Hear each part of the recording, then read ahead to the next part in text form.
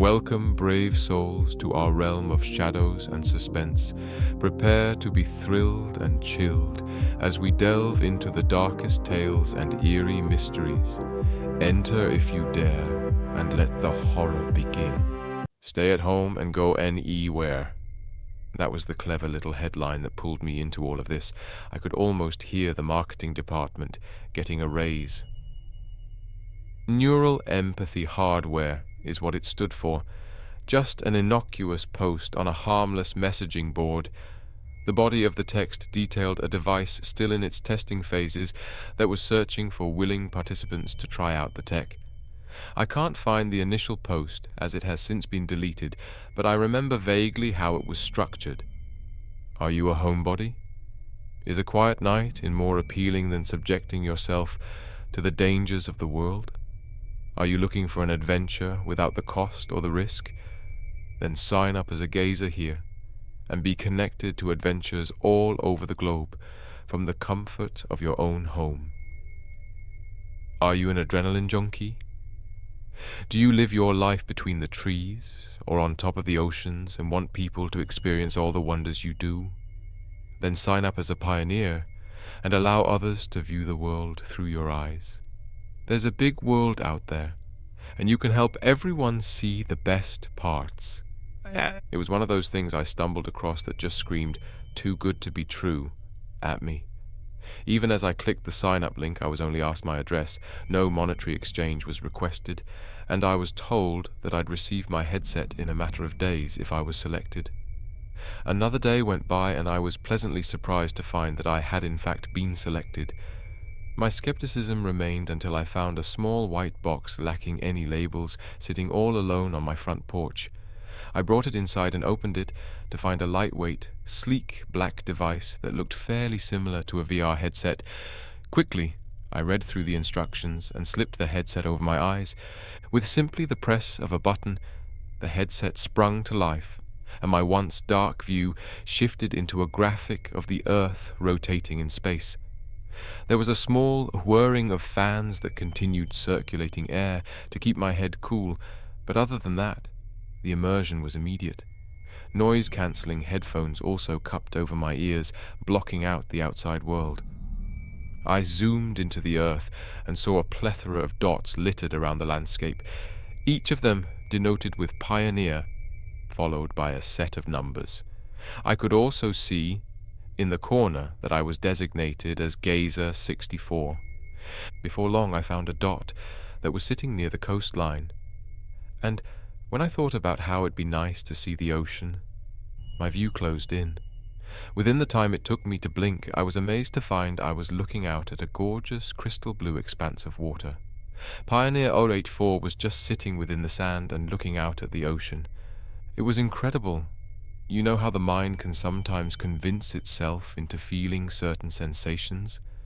My mind was going into overdrive with that.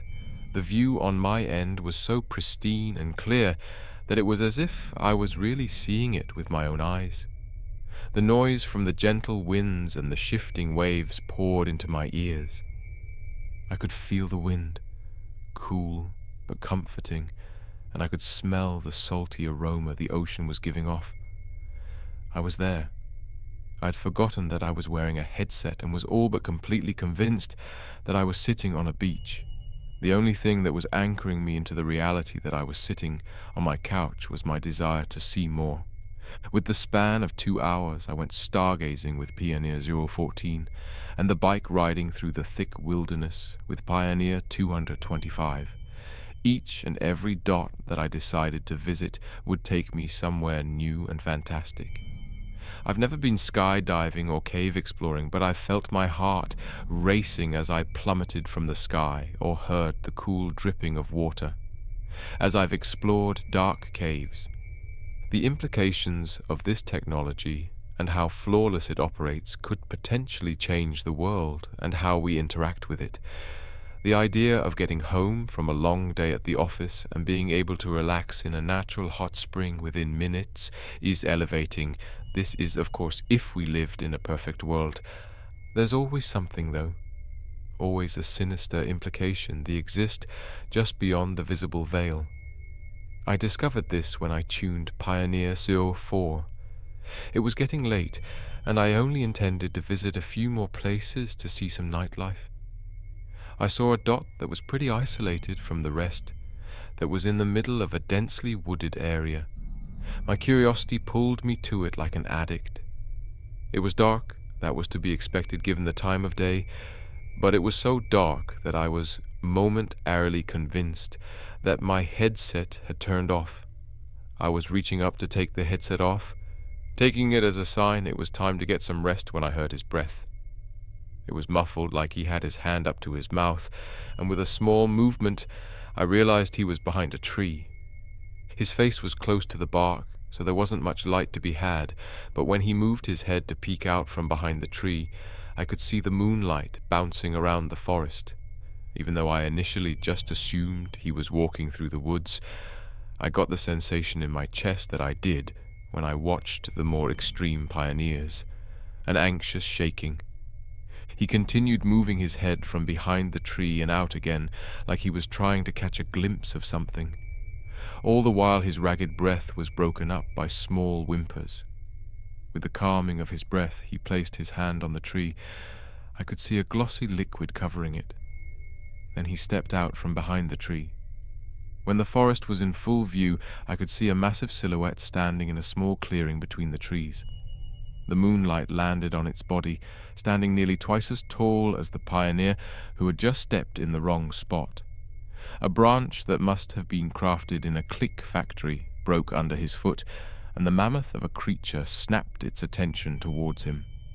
Bright and yellow eyes surrounded by dark brown fur was the last thing I saw of the creature before the pioneer turned and began to run. I could feel his shortness of breath as he frantically tried to navigate between the trees. All the while there was an intrusively loud pattern of lumbering footsteps chasing behind him. The pioneer began to scream before being cut off. It was hard to make out, but the last thing I remember seeing from him was a tree approaching far faster than he could run.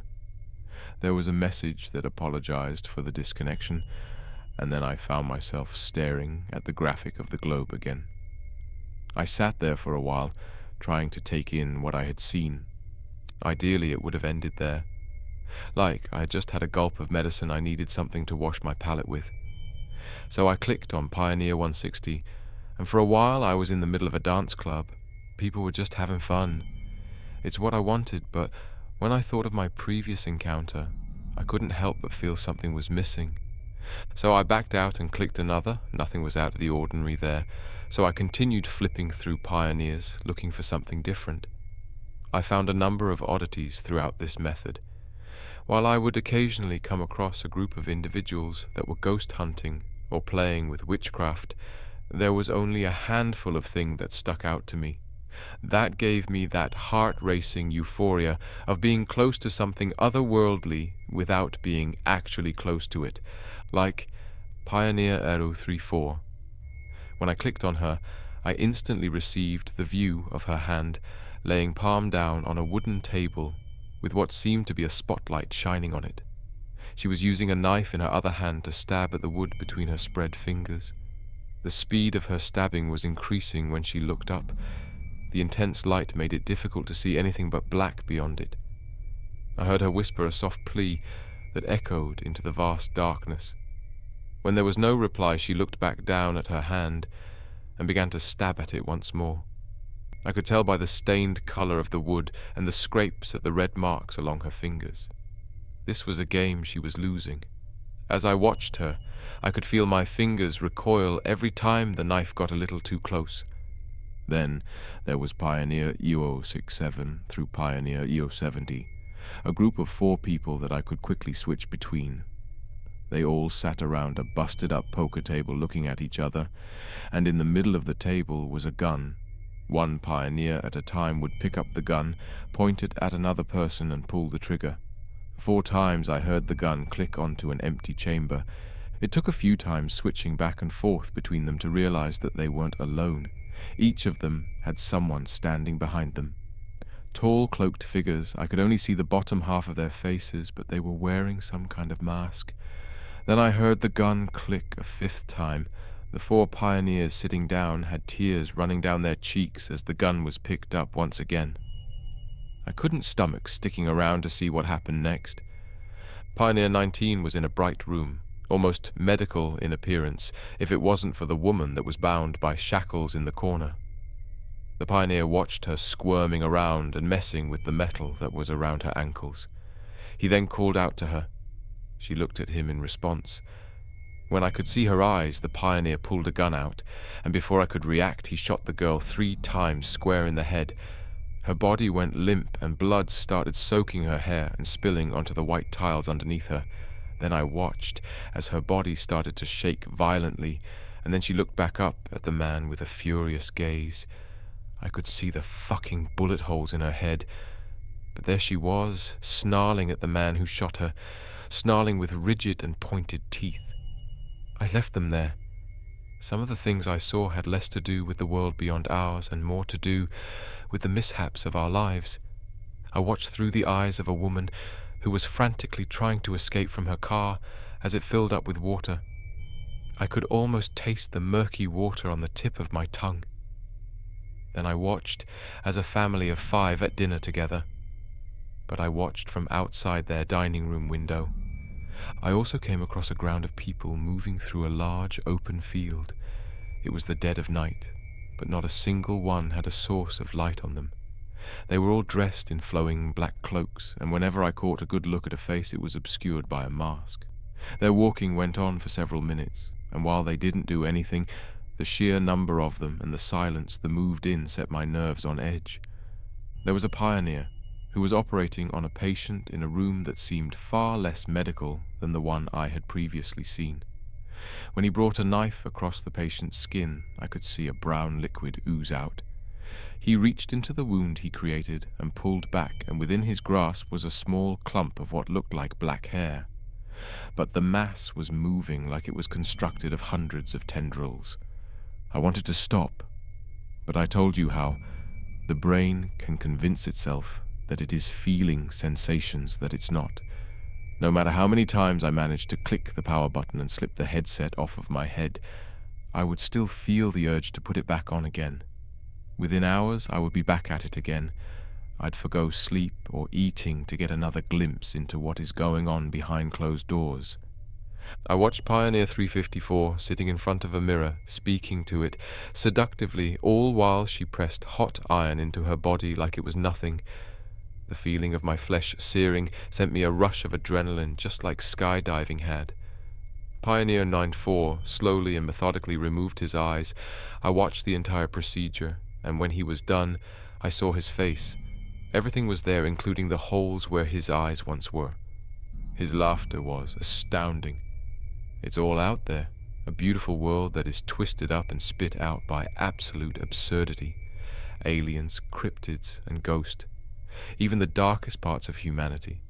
I've seen it all, I've been through it all, and I've felt each and every bit of it. But it isn't enough. The more of it see, the less of it that gets to me anymore. I'm becoming desensitized to the nonsense I'm witnessing. Numb to the cries for help coming from the women bound to sacrificial altars. Numb to the bizarre creatures I observed within the confines of government facilities. Lucky for me, every time I backed out and watched the world spiraling around it, that dark void of space, I saw a little message. It was a small box of text asking one simple question. Would you like to be a pioneer? I answered the call, and I'm now waiting for another white box to wind up on my doorstep. Then I will try my best to show people what this world really has to offer. So when this product officially launches and you find yourself laying back on your couch, enjoy your stay with wherever you choose to be. If you want to see something incredible, come find me, Pioneer 310, and you can sit back, relax, and go anywhere. Thank you for joining us in the shadows. Until next time, stay cautious, for the darkness is never far behind.